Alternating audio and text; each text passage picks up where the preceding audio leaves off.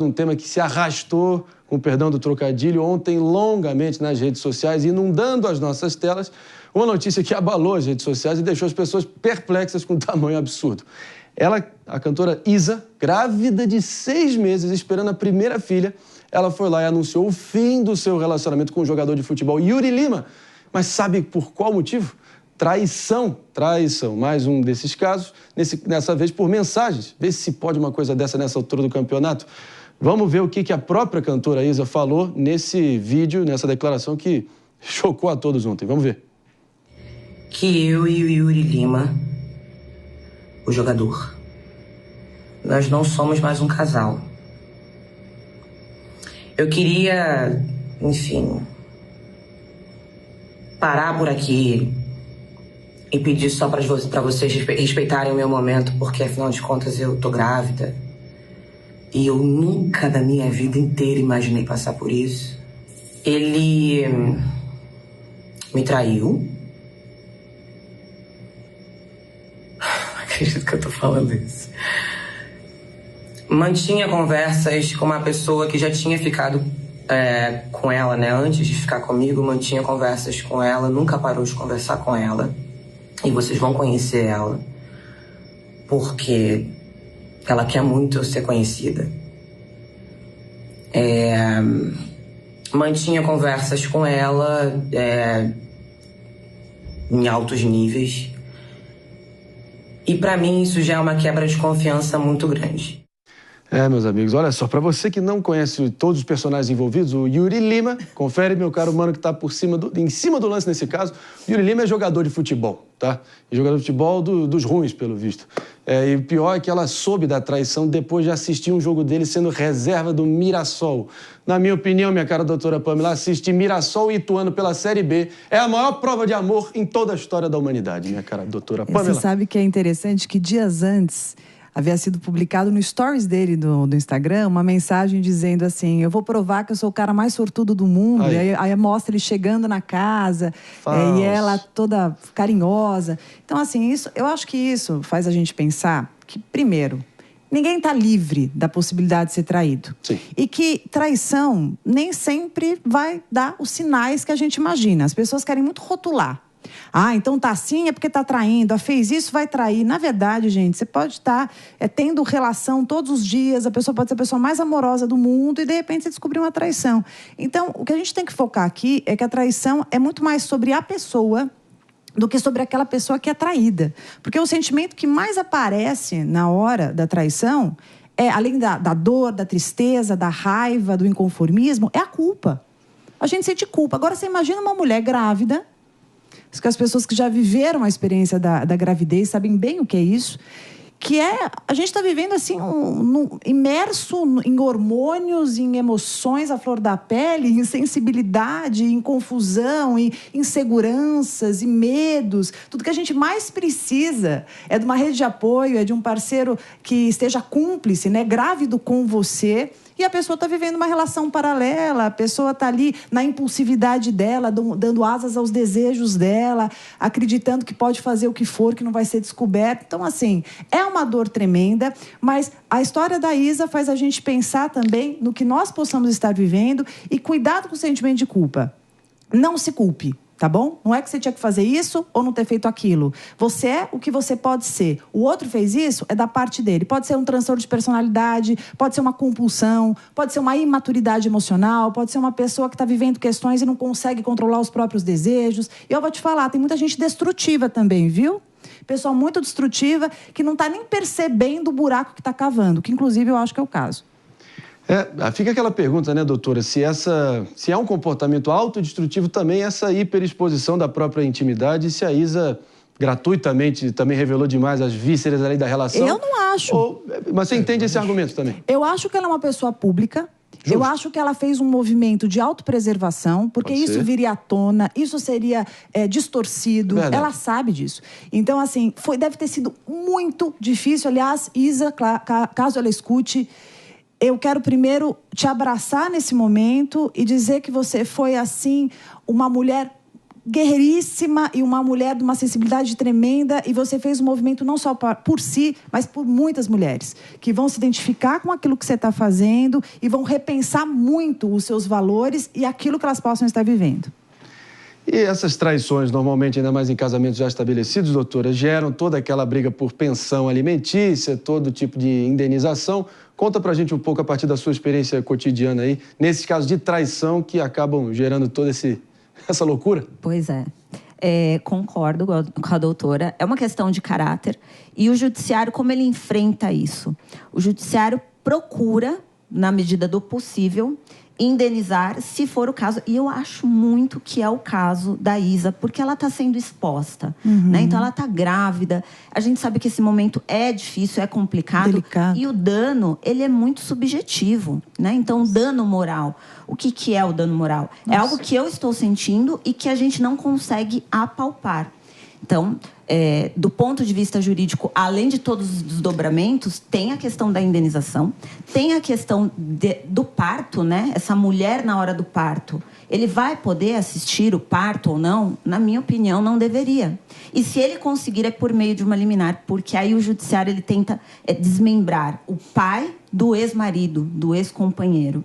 E aí tem todos os desdobramentos, com certeza, essa criança já vai nascer num lar destruído e as questões ligadas à criança têm que ser discutidas e regulamentadas judicialmente. Tanto pensão alimentícia, quanto a guarda dessa criança e o convívio dessa criança com o pai. Eu quero trazer urgentemente Mano Ferreira, que está em cima do lance, acompanhou aí no detalhe toda a repercussão desse caso aí, que inundou as redes sociais. Mais um daqueles casos, meu caro Mano Ferreira, o cara, logo após saber do término do relacionamento dele, o mais público de 2024, entrou no jogo e fez um gol. Pois é, azar no amor e sorte no jogo, pelo visto. Pois é, talvez esse seja o único ângulo não tão triste nessa história, porque todos são muito tristes, né? Um detalhe que eu acho bizarro, assim, estarrecedor, é que a Isa soube da situação porque um jornalista mandou para a equipe dela um conjunto de elementos probatórios do que havia acontecido. E como esse jornalista teve acesso? É aquele jornalista? Exato. Porque há outra que não merece sequer ser mencionada com o nome, porque não merece fama alguma, quis vender por R$30 mil o conjunto de provas, os prints de WhatsApp, os vídeos que ela tinha para ter seus minutos de fama. Ou seja, o que se passa na cabeça de uma pessoa que tem uma atitude como essa? E o que se passa na cabeça do jogador que, no lugar de preservar a gravidez, o momento que está havendo a gestação do seu filho, se envolver numa relação outra desse nível de qualidade, onde a outra pessoa, na verdade, está interessada em fama, em exposição, em ganhar dinheiro vendendo provas de uma questão íntima. É muito triste essa história sobre como a qualidade dos laços afetivos expõe uma grande pobreza subjetiva por parte do jogador e de sua amante. Né? Não, e essa moça aí, a pivô do término, ela tinha disfarçatez ali, ela se atrevia a filmar as mensagens que trocava com ele, até para criar uma espécie de dossiê e uma apólice de seguro para poder chantagear ele na hora H, como rolou agora. E é muito interessante porque a gente está falando de um caso que parece tão diferente, mas olha como é parecido com a história da professora. A gente estava aqui questionando como pode um casal, né, machucar uma professora e arrastando pelo carro, e a gente estava falando como pode um homem que está com uma mulher grávida ali, que deveria estar vivendo o momento mais sublime da vida, ter essa frieza, inclusive, de jogar sabendo e fazer gol e continuar falando paralelamente com a mulher. Então, assim, a gente está falando também de características de personalidade de um ser humano que segmenta as coisas e separa as coisas. E consegue, sim, administrar. Então, ele administra aqui o desejo dele, né, o tesão dele, o que ele quer viver ali, e aqui a vidinha dele, a mulher dele, que está grávida, e de repente isso vem à tona, meu Deus, e ele faz essa declaração agora, que ama, que é o amor da vida dele, e olha o que está acontecendo. Será que estaríamos diante de traços claros de sociopatia? Eu não posso dizer isso, né? Não cabe a mim. O que eu posso dizer é que as pessoas podem supor o que elas quiserem, e eu acho que a Isa está tendo a decisão, assim, melhor que poderia ser. E eu vou dizer, tem coisas que parecem, né, doutora, que são completamente alheias, que não deveriam estar acontecendo, mas às vezes é um livramento. E existem coisas que vêm à tona até para a gente entender com quem nós estamos lidando. E nesse momento é muito importante, quem estiver vivendo uma situação parecida, preservar ao máximo a mulher que viveu isso. Então, muito suporte, rede de apoio, amparo desse emocional, cuidar desse emocional, que ela tem espaço também para dizer o que sente, para colocar todos os sentimentos à tona, respeitar os sentimentos também por esse homem que até ontem era o homem da vida, era a maior paixão, e agora ela está completamente perdida, parece que um buraco se abre, e eu não sei mais quem sou eu. Isso dá um rombo, inclusive na identidade social da pessoa. Então, o amparo, o carinho, o amor das pessoas próximas e dela mesma por ela e pelo filho é essencial. Obrigado, doutoras. A gente, claro, consegue. A gente vai prosseguir aqui com o assunto e a gente vai fazer um rápido break para a rádio. Confere, minha diretora Helena. Agora sim, um rápido break para você que está nos escutando aqui na Rede Jovem Pan de Rádio no Morning Show. Esse tema que está dando o que falar, mais reflexos e todas as opiniões envolvidas a gente vai estar trazendo para você. Então fica com a gente. Pepe, está contigo. Eu estava ouvindo aqui a Pâmela falar, o Mano falar, e é um caso realmente que mostra o absurdo e o tratamento que muitas vezes é destinado à mulher no Brasil e no mundo, né? É mais uma agressão à mulher, uma mulher grávida, uma mulher que está no auge da sua sensibilidade, né? Precisando de apoio, precisando de suporte do marido, e o marido trai, né, com uma pessoa e, como o Mano disse, né, envolvida numa trama para vender o print para jornal, para ainda enriquecer em cima da miséria de uma pessoa, né? Ou seja, é um absurdo. E o que chama atenção no caso da Isa também é que a Isa sempre divulgou que ela teve um relacionamento anterior abusivo. É verdade. E ela sempre celebrava essa relação com esse jogador de futebol como se fosse um modelo de homem. Aí você vê que, às vezes, o modelo de homem que aparece para determinadas pessoas, né, na verdade, não é esse modelo tão forte assim, não é? Como mostrou o desenrolar desse caso. Então, você vê várias nuances nesse caso que mostra claramente que a mulher é vítima, mais uma vez, no momento que ela precisava de suporte. Um caso de fraude, né? Querer vender print para ganhar dinheiro e chantagear a Isa. A Isa chegou até a ser chantageada, né? Se ela pagasse, não ia ter divulgação da matéria, né? E mais do que tudo, né? A imagem que a Isa fez de uma pessoa que não era tudo isso que ele demonstrava ser. Então, realmente, é um caso bizarro. Era inevitável ela botar a boca no trombone e até porque, como eu sempre digo, o ser humano só respeita aquilo que ele teme, né? E ver essa hiperexposição e como o grande público está rechaçando as ações dessa estelionatária, para dizer o mínimo, fica aí para a próxima vez que alguém pensar em ousar fazer algo parecido, pensa pelo menos 2, 3 vezes. Não acha, doutor?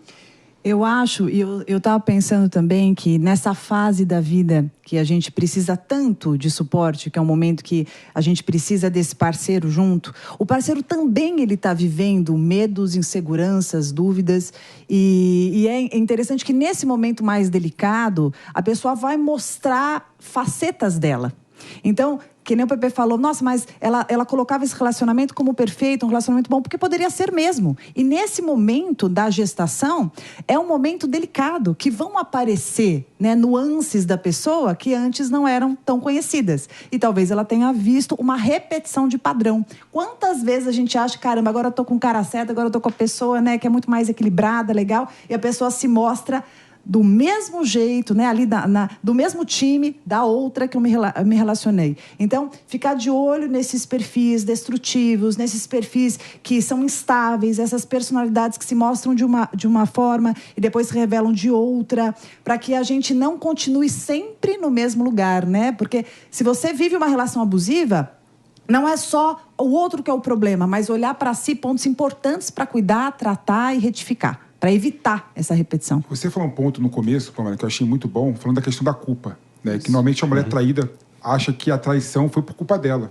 né? E uma mulher grávida ainda, algumas mulheres grávidas acham que não estão atraentes, acham que o corpo mudou, não tem mais vontade. Tem uma insegurança Não, porque natural. muda, Tem né, uma Pepe? insegurança natural. Então, é natural que ela ache É. que a culpa da traição seja dela. Então, é Sim. importante que ela não ache isso, né? Claro. O culpado são os dois. Falta de caráter mesmo. É que quando você está num relacionamento, a ideia é que o outro ele esteja junto com você. Então você está grávido, ele está junto com você. Ele não está preocupado que você engordou, que você está assim, que você está assado. Ele está entendendo que você está emprestando aquele corpo para o filho. Então aquilo é de uma magnitude e aquilo é de uma sensação tão profunda que a ideia num relacionamento saudável e equilibrado é que o relacionamento se torne ainda mais consistente, que o relacionamento fique ainda melhor e não tenha um desfecho como esse. E no meio dessa... Quer concluir, mano? Faz a pergunta, por favor. Que eu acho que o traidor, claro que é uma postura canalha, mas eu acho que a gente precisa tentar entender de onde vem essa canalice. E talvez seja uma incapacidade de lidar com a própria vulnerabilidade, com a própria insegurança. Como se, ao ter uma outra relação, ele fosse se sentir melhor, maior, mais desejável do que ele, de fato, se sente para esconder as vulnerabilidades que ele pode estar sentindo num contexto que vai virar pai, que é um contexto que tem muitas complexidades também. Só que é óbvio que o que a pessoa precisa, uma pessoa adulta e madura, é encarar os seus medos, suas inseguranças, suas vulnerabilidades diante do espelho e não ser um canalha que vai tentar tamponar isso ficando com qualquer pessoa.